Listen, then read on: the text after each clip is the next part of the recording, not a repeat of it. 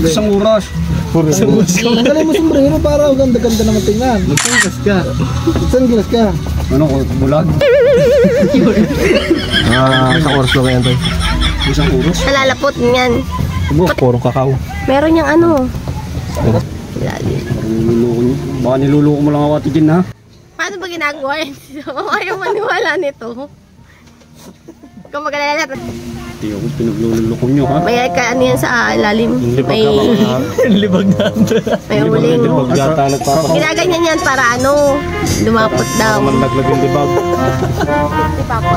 Mo, libagin pa naman yun. Di pa naman. Dahil baka matapon. May uling sa ilalim. Malapot na. Galing ko, ano? Hindi pa yan, pati yung ilalim, kasama yan. Hindi pa inayos. Parang niluloko lang yata ako, ha? Ikaw yung nasa Toy Story. Pagkasama. Yung kaibigan ng robot.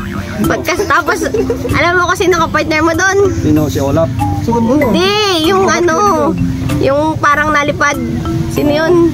Ang palipad. Sino nga ba yun? Eh daw. Isang oras. Galing mo sombrero para ganda-ganda naman tingnan. Sunglass ka. Sa ilalim. Hindi ganyan, dalawa. Yan. Pati ilalim, sa gagawin sa ilalim. Para hindi mabuhay. Baka niluloko mo lang ako Ate Jen, ha? Ito hindi. Pasulap yun. Ito hindi. Hindi kaya. Wala na sa bundok eh. Wala dito sa bundok. Madami sa bundok, hindi lang ako nangunguha. Bababa kasi ng bundok paminsan-minsan. Ang ganda na outfit mo, bagay sa iyan. Parang nagtutuba.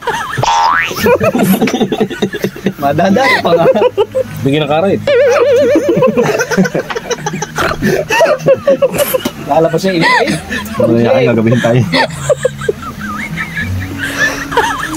Kumalit ko na. Bisik niya yan. Bago makauwi, papawisan eh.